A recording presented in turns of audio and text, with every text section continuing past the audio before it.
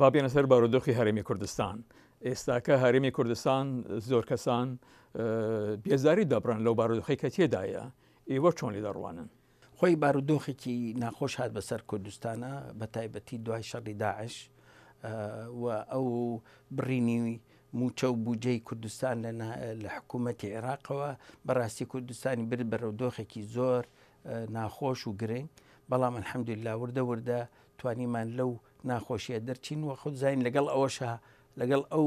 گەماروی کە خستیانە سەرکرد نەوتی شاتە خوارە بوو $27 تقریبا تۆ $10 کەمتری ژەفرۆشی، یعنی بەرمیلی بە $7 فرۆشیت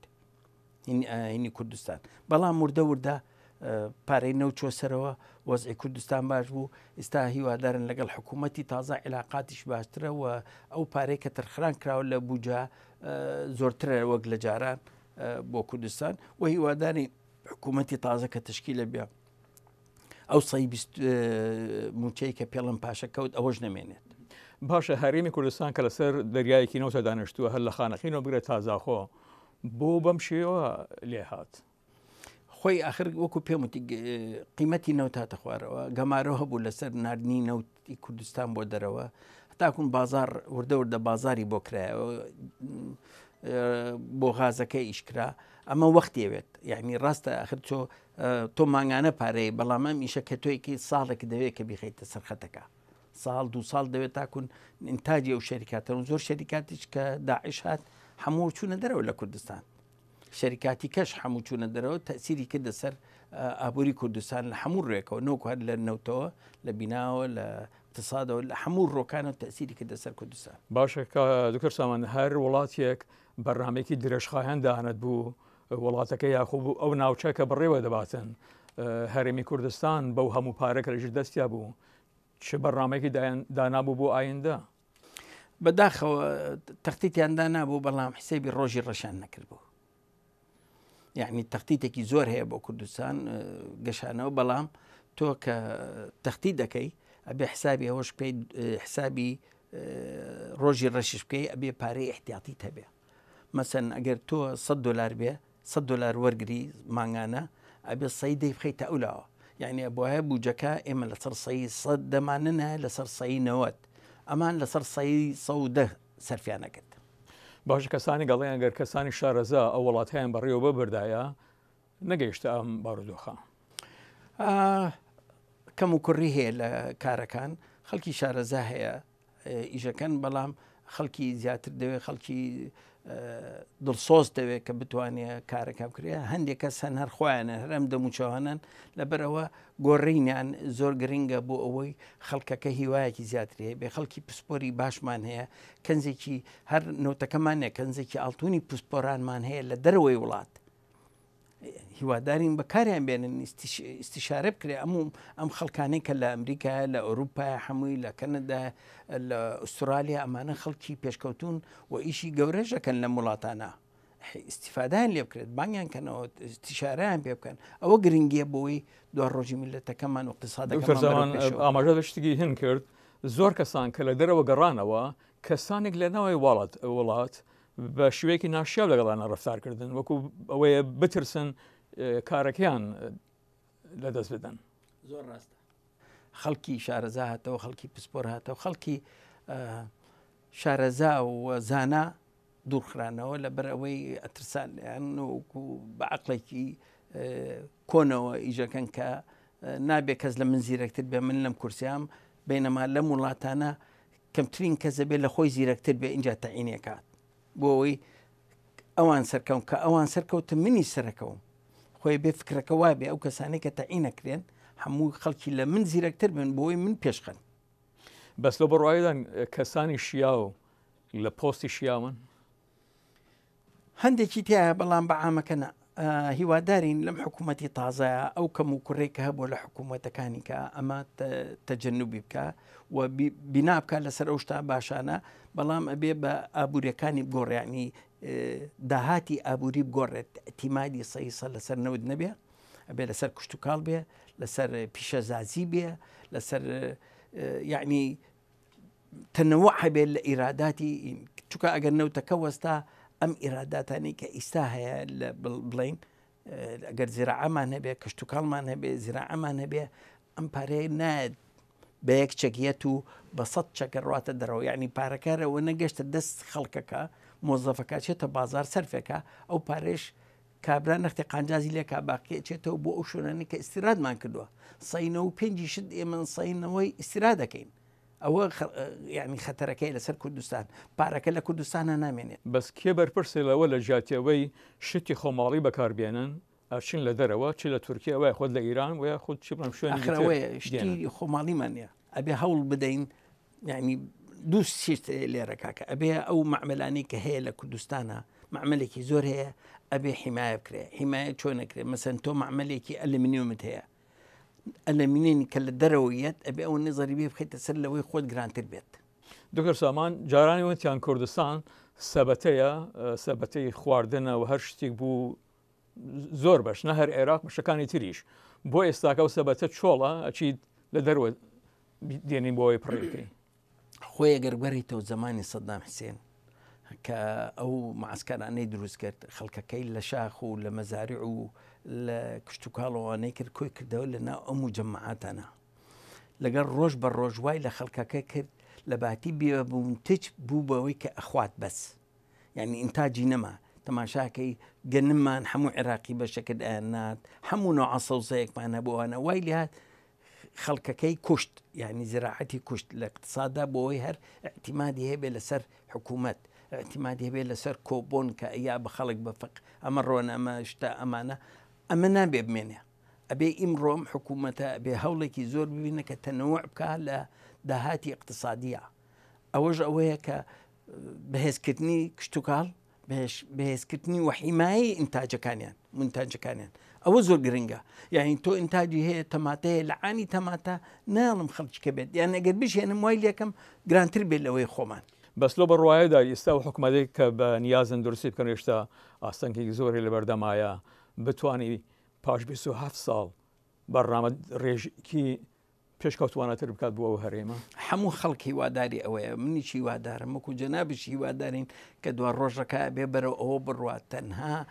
بەوە ئەبێ خەڵکی پسپۆری تابێ و هیوادارم ئەم وەزیرانش کە تەعین نەکرێن خەڵکێک بن پسپۆر بن ینی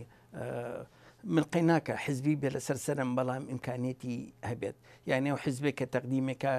وەزیری هەیە با 5 CV بنێرێ بۆ ئەو منسەبە بۆ منسەبی وەزیرە با ڕێیس وزەرا خۆی هەڵیبژێرێ ئەو تیمە خۆی هەڵیبژێرە دوای خۆی مەسئولە بێ لەسەری بەڵام تۆ ئەگەر فەرز کرد یەک کەس لەسەری ئەو کەسە ئیمکانیەتی نەبێ هەم بۆ ڕێیس وزەرا خراپە هەم بۆ ئیشەکەش باش ناڕەوە لە برشتی ینی سیاسی جا هیوادارین ئەم حیزبانە ڕگایکی تازە بژێرم ڕێیس وزەرا ختەیکی تازەتری هەبێت بۆ ئەوەی ئەو کەسانەی کە ئیژەکەن لەگەڵەیە خەڵکی باش بن پسپۆر بن بتوانن ئەو بەرنامە تازەیە جێبەجێ بکەن باشە کەسانێک دەڕێن هەرم کەسانە بوون هەرێمان گەیاندا ئەم بارودۆخە چۆن دەتوانن هەرە و کەسانە وڵاتەکە بەرەو پێش بەرن حکوومەت فەشل بە فاشل چا ناگرێ وانە یعنی بۆیە من بەحسیم کرد ئەبێ گۆڕان هەبێت ئەبێ خەڵکی تازە بێنرێت ئەبێ بتوانە هەبێت کە بتوانن ئەو کەم و کوڕی کە هەبووە شتی باش کرا ئەنی باعسان نڵێن هیچ نەکراوە من قەت لەگەڵ ئەوانیم شتی زۆر باش کراوە بەڵام شتی کەم و کوڕێکی زۆریش هەیە ئەبێم حکوومەتە چی بکە ئەو کەم و کوڕێ چاپ بکات و بینا بکە لەسەر شتە باشەکان یعنی دوو هەنگاو پێکەوە ڕەبتکات ئەو خەڵکانەی کە بەحسێکەین کە خۆیان ئەمایانگانە ئێرە بێ بگۆڕن و خەڵکی تازە بێتن خوێنێکی تازە بچێتە ناو حکوومەتەوە ئەبێ خوێنێکی تازە بچێتە ناو حکوومەتەوە پشگی ئەم حکوومەتە ببێ بیبا بۆ ئاستێکی بەرزتر لەو بەڕایدن لەو هەرێمە کەسانی شارەزا هەیە کە بتوانن جێگەی ئەمانە بگرن بەڵێ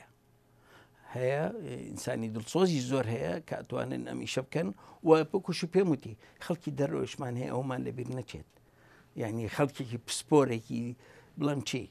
زۆر پرۆفشناڵمان هەیە لە دەرەوە ئەوان ژێبێ استیفادایان لێ بکرێت خۆشیان حەزەکەن خزمەتی کوردستان بکەن بەڵام نابێنەوە لە کوردستان ئیمالکرێن بەداخ بەس بوو کە دێدە سەر هەڵبژاردننی سەرۆک کۆمارێک سەرۆک وەزیرێک یاخود وەزیرێک ئەبێتە هەراوهۆریا لە بینی بە تایبەتی یەکێتی و پارتی بۆ هەڵبژاردننی کەسێک و گوایاڵن کەس نییە شایستە ئەو پۆستەبی نا زانی چۆنە خۆی ئەگەر ئێمە ئیمانمان بە دیموکراتێت هەبێت دیموکراتێت حکومەکە مثلەن ئەم انتخاباتە سێرکەی پارتی 45 کورسی هێناوە یەکێتی 21 کورسی هێناوە گۆڕات 12 هاکەجا ئەم کورسیانە لە ناو پەرلەمانە بە پێی حکمی عەدەدی کورسەکان ڕێیس وزەرا لەوانە بێت ئەمە کافولامی نییە پارتی خۆی چێ بە باجەزانیە ئەوە عایدی حیزبەکەیە یعنی تۆ لە دەرەوەی حزب ناتوانانی بە حزبەکە بڵێ تۆ ئەحمەد دانێ مەحموودانێ خۆیان هیچیان هەڵبژار دووەڵە کاکە ئەمە ڕێیس وزەراکەمانە حزبەکانی وەکو وەزیرەکانیشی کە حوسەی خۆی بێ ئەو دایێنێت وەزیرەکە یەکێتیش شەرت و شروتی خۆیە بە پێی قووەی خۆی مرکزی خۆی عەدەدی کورسی خۆی وەزنی خۆشی داوای هەندێ منسەبەکەن کە بێرێ بەڵام من قەزدم لێرە ئەوەیە ئەو منسەبانە دانێ مەسەلەن تۆ وەزیرێک دانێ وەزیرێکی هەج وەزارەتێ بێ با ناوی وەزارەتەکان نەبم تووشی هینە ببین خەڵکی پسپۆر دابنێن یعنی یەکێک تەقدیم مەکەن با 4-5 کەس بێ با ئەو ڕێیس وزەرایە هەڵبژێرە لێی تۆ حەسری مەکە لەبەر ئەوەی کوڕی فلانە کچی فلانە ببێ بە وەزیرە نە ڕجا ئەەکەم لێرشەوە ئەو نامێنم بۆ خەڵکی کوردستان کە ئەوە بێ بۆ حکوومەتی کوردستانی خەڵکێ بێ لەسەر ئەساسی پسپۆری لەسەر ئەساسی شارەزایی لەو شوێنەی کە دائنرێت بۆی بتوانێت گۆڕانی بکات لە وەزارەتەکەیە بتوانێت ئەو وەزارەتەکەی بگۆڕێبی بەرزتری کاتەوە بەس خەڵک لە کوردستان بەدەم بنەماڵەیە و دەناڵێنێ و ئیسێش ئەم حکوومەتەکە هەڵدەبژێریت هەر لە بنەماڵەیە و لە پێششدا هەروەها بووە چۆن چارەسەر دەکرێت هەموو حیزبەکان ئیشی بنەماڵەکەن جاران هەر هەنووت پارتی ئیسایەتی کە گۆڕانی هەموویکەن هەمووی بنەماڵەیەکەن کاکە چۆن چارەکرێ حیزبەکە خۆیەتی یعنی حیزبەکە خەڵکی کەیتیانە ئەگەر حیزبەکە خۆی ئیمانی بۆ بنەماڵەیە بوو ئەوە لە دەرەوەی ئیرادەی خەڵکەکەی بەزوو سامان بوو هاوڵاتیانی کوردستان ئەو شتە پەسەند دەکەن پێڕازیەن لە کاتێکدا ئەبینین ئەمڕۆ یەکێک زۆر هەژارە ئەوەی تریش خاوەنی هەموو شتێکە خۆی خەڵکی کوردستان دەنگانەکە دەری خستووە دیارە ئیمانیان بەو حیزبەیە بەو بنەماڵەیە کە ئەیبا بڕێگاوە چووکە گایەنە ئەم ئاستە گایەنە ئەم پێشکەوتنە ئەم دەستکەوتانەی کە دەستی کەوتەوە حیزبە لە ڕێگای بڵین ئەم حیزبەوە ئەو سەرۆکەی کە هەیەی گەندەڵی سەختەکاری چەند ڕۆڵی هەبووە لەوەی کە ئەم کەسانە کە لە سەرکار بوون هە لە سەرکار ماون گەندەڵی هەیە کەس ناتوانێت ئینکاریکە ینی ئەمە شتێک نییە بڵێ من و تۆ ئینکاریکەین گەندەڵی هەیە بەڵام هیوادارین ئەخر ئەوە هەموو هەنگاوێت شتی ئەوێت تازە و ئاوە ڕژاوە تاکن ئەم ئاوایەتەوە سەرخەت و کاتی ئەوێت ئەبێ کاری بۆ بکەی وە گەندەڵی نێڵیت و ئەمەش کاتێوێت بە سیستەمبوونی حکوومەتەکە ڕێگا لە گەندەڵی ئەگرێت ئێستا پەیوەندی نێوان حکوومەتی هەرێم و بەغەدا لە چ ئاستێکدایە لە ئاستێکی باشە حکوومەت عادل عەبدولمەهدی کە هاتە سەر حکوم یعنی بوو بە ڕێیس وزەرا قیادەی کوردی و حکوومەتی هەرێم زۆر پێشوازی لێ کرد هەموو حیزبە کوردەکان زۆریان پێخۆش بوو کابراکە عیلاقەیەکی دوور و درێژیە لەگەڵ کووردا و هیوادارین کە بتوانێت چکە بازشتێکی شێ لە پەرلەمانە بەدەست ئەو نییە پەرلەمان حکمەکە پەرلەمانی مرۆ تۆ عەدەدی تیا وەکو قەومیەت سەیر ناکەن بەداخەوە ئەو عیلاقەتانی کە هەمانە وەلەو نائیبی ڕئیس بەڵام کەیتە سەردەنگان ئەو بوو کە ڕوویە لە عانی ئینتیفازەکە لە ڕەفرەندەمە دوای ڕەفرەندەم چەند قەراریان دەرخست زدی کورد و کوردیش لێ بوو نەیتوانی هیچ تێ بوەستێنێ بەستا چەند لایەنی کوردی پێکەوە یەکگرتو لەگەڵ حکوومەتی بەغدا سەودا دەکەن ئێستا ئەوانەی پەرلەمان وەکو پەرلەمان باشن یعنی خەریکن یەگەگرن لەسەر قەزایی نیشتیمانیەکان بۆ چوونەکانی نەفتەی جیاوازە بەڵام کە قەزەیەک گێتە سەر قەزەی نیشتیمانی هەموو یەگەگرن مەسلەی ئەحزابەکانە تەعاملیان لەگەڵ حکوومەتە ئینتیزاریم حکوومەتە کەینی وادارین کە ئەم حکوومەتە تەشکیل بێ حزبە سەرەکیەکان نزیکتر بنەوە لە یەک پارتی و یەکێتی و گۆڕان نزیکتر بنەوە کە بتوانن بە یەکدەنگ کە حکوومەتێک تەشکیل کرا ئەم حزبانەی تیا بوو من حەزەکەم معارەزەشە بێ حەز ناکەم هەموو بچنە ناو حکوومەتەوە چکە بینیمان فەشەلی کرد بوونی حکوومەتێکی بنکەفراوان سەری نەگرت بەڵام حکوومەتێ بێ معارزەیەکی بەهێزیشت هەبێ زۆر باشتر لەوەی کە حکوومەتێ بێ معارزە. لایەنی کوردی کە دەچنە بەغدا زۆرتر باسی چیەکەن؟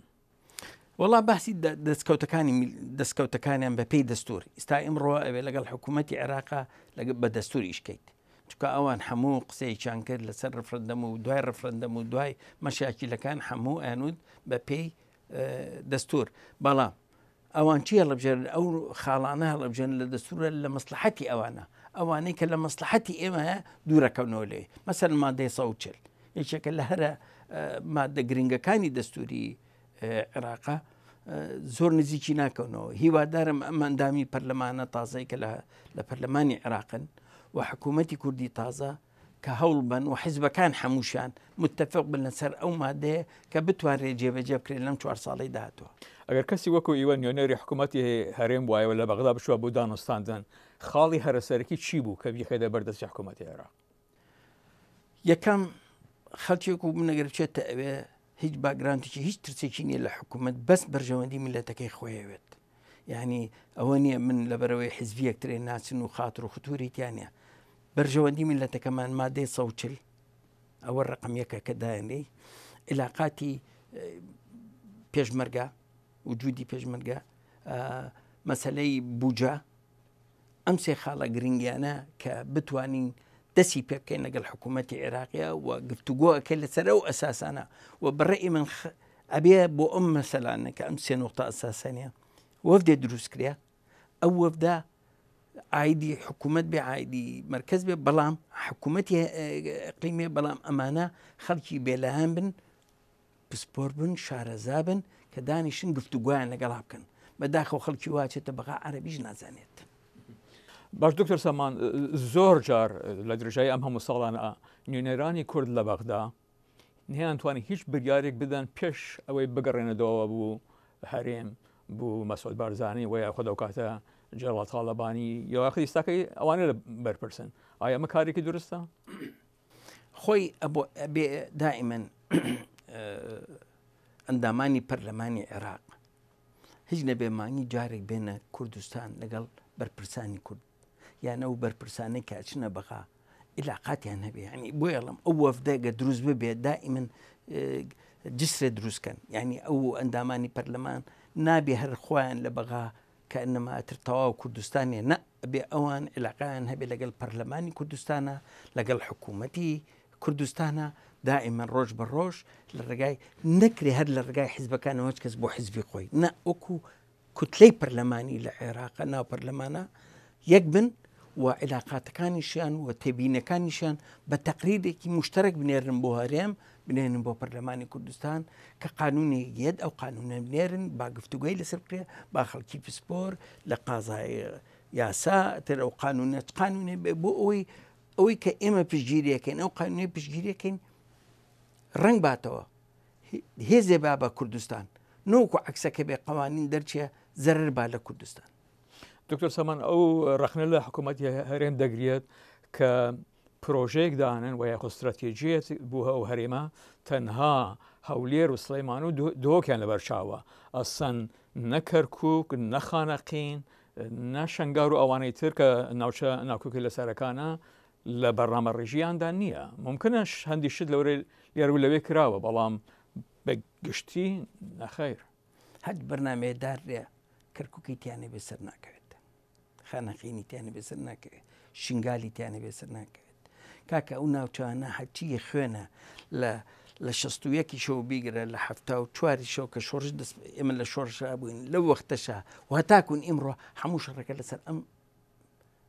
ئەم ناوچانەیە یعنی ئەگەر ئێمە هەر کوردستانمان ویستایە بێجگەل لەم بڵین دهۆک و سلێمانی و هەولێر و حەلەبجە بێت ئەم 4 محافەزەیە بێت سەدامیش ئەیە سەدامیش مەمنون بوو ئەمە ساتانشمان بۆ دروست نابوو لە کیمیا و لە ئەمفال و لا بەڵام ئەو ناوچانە ئەبێ هەتاکو مردن ئەبێ هەوڵی بۆ ببرێت ئەبێ کاری بۆ بکرێت بەڵام ئێستا دەستور هەیە ڕێگایکی دەستوری هەیە کە بتوانن کاری بۆ بکەن ئەو مادەی 140 چەند زەخت و توانای خوانە خەنەکار چەند ئەم حیزبانە جدین بەرامبەر ئەم تطبیقی ئەممان لەسەر دەستکەوتی حیزبی یان دەستکەوتی شخصی ئەبێ ئەو فەرقە بکرێت ئەبێ ئێمە ئەو ئەندامانی پەرلەمانانەیە تکایان لەکەم گەشت ئەو بەرنمەیە بیخرە ناو بەرنمەی پەرلەمانەوە جارێک نایانتوانی دوان نایانتوانی هەوڵ بن 58 کورسی هەیە خۆ تۆ 25 کورسی دەوێت بۆ ئیمزایەک بخیتە بەرنمەی حکوومەتەوە ئەتوانن بەڵام ئایا چەند ئەیکەن چەند قاش داگرن لەسەر ئەو مەسەلانە خەڵکمان هەیە لە ناو پەرلەمانە بەداخەوە کە ئەنەما لەوێ ئیژەکە دژی حکوومەتی ئەقلیم ئاخر چۆن نەبێت کاکە تۆ میلەتە تۆی ناردۆ بۆی پشگیری بکەیت نابێت دژایەتی بکەیت تۆ لەوێ ئەندامی پەرلەمانی دیفاع لە کوردستان بکەیت نۆکو تۆ لەوێ تەسریح بێت دژی ئەقلیم پەرلەمانی کوردستان هەیە وازی لێبێنە بە ئەو ئیشی خۆی بکە ئیشی تۆ ئەوەیە تەرکیزکەیتە لەسەر حکوومەتی عێراق و چۆن دەستور و مافەکانی میلەتی کوردستان لەو دەستورا وەرگری بۆ خەڵکەکە باسی پەرلەمانی کوردستان کرد لەو بەڕایدان دەبی پەرلەمانی هەرێمی کوردستان بەهێز بکرێت و خاوەن دەسەڵات و بەریاروی بێت یان سەرۆکی هەرێم یا خۆت کە سەتا زندوکراوەتەوە یان سەرۆک وەزیران لە ڕێی دەستوری و شەرعی و یاساییەوە ئەبێ پەرلەمان بێ سڵتەی تەشریعێکی بەهێزێ بێ ئەبێ پەرلەمان خۆی بەقوی بێ پەرلەمان چاودێری سەر بکات لەسەر حکوومەت کە ئیشەکانی بەرەبەرگەوە بەڵام خۆیان ئەگەر نەیکەن خەڵک چی بکە ینی خەڵکەکەەوە نەیتوانێت تۆ بگەێنێتە پەرلەمان کە تۆ ئەم ئیشەی بۆ بکەیت ینی سڵتەی هەیە ئیمکانێتی هەیە ئەمێنێتەوە سەر ڕئیسی پەرلەمانەکە جێگرەکانی کە چۆن ئەم یاسانەی کە دەرێکن کە چۆن چاودێری کاری حکوومەت بکەن یعنی خۆسڵتەی حکوومەت تەنفیزیە ئەم چی دەرەکە و تەنفیزیەکە حکوومەت فەرز ناکە قانون بەسەریانە یاسا بەسەریانە عکسەوە دکتۆر سامان زۆر بەحسەکان ئەوەندە ملیۆنێر لە کوردستان هەیە لەوانەیە لە زۆر وڵاتانی دراوسێن نەبێتن بەس ئەو ئەو ملیۆنێرانە پارەکان لەکوێ سەرمایە گوزاری کردووە لە دوو شوێن بەڕاستی ئەوەی جگای خۆشیە زۆر لە کوردستانە سا و بینایەتانە ئەو شتانە کە ئەکرێت خۆ حکوومەت نیکە حکوومەت گەشت و گوزارەکە بەڵام ئەوانە بە ئەستیسمارێکن ئەمانە ئەگەر سیر بکەی ئەم هەموو مجممەعاتان ئەم هەموو شتانەکە کراوە هەمووی سەرمادارەکان کردویانە بەڵام ئیستا نەتیجەی وەزعەکە ترساون خەڵکەکە مەسەلەن ئەتیمادی بە بانگ نەماوە ناوێرە پارە دەرهێنێ هەند سیرەکە بزانم مەسەن انتیزاری ئەم حکوومەتە تازەیەکە چۆنە و چۆن نییە پارەکەی دەرکاتەوە جارێک چکەیاننا یعنی وەختێوێت هەتاکون ئەم سقەیە پایە بێت تۆ لە دوار ئەوەی کە ڕفرەندەم ڕوویا و لە دوای ئەو کاریساتی پارەیە کە بەسەر کوردستان هات بانقەکان متمانەی نەماوە لای خەڵک لەبەرەوە تقریبان پارەکان هەمووی لەژێر سەریرە دکتۆر سامان ئەوەی تێبێنی دەکرێتن لە کوردستان بێژگە لە بەرزکردنەوەی ساختمان شتێکی وان نابینرێدن کوردستان دەتوانانی پێش بکەوێت بەبی ئەوەی پێشەسازی پێش بخادن کارتی کەشت و کاڵ ئەو وڵاتە سەمزایی بکاتن دارستان بشندن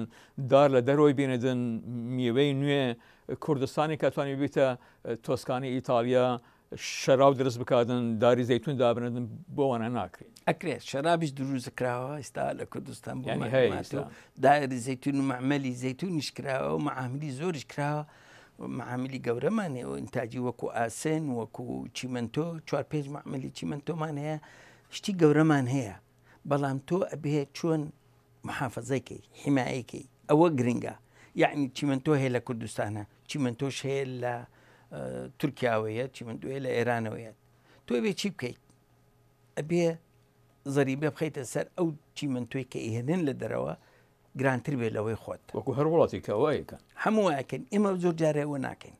ئێمە هەر بۆی بهێنن خەڵکەکە زۆر کەس ئەوە بەشەکە لە ئەکەوێتە زمینی گەندەڵێەوە کە خەڵکێکەیە مەساڵحی هەیە و چیمەنتۆی بێت و نابێ زەریبێ بخرێت سەر منافەسەیەکە تۆ منافەسە بکە ئێمە حەزەکەین من حەزەکەم چیمەنتۆ تورکی بکڕم $5 لە چیمەنتۆ خۆمان گرانترە بڕۆ بیکڕە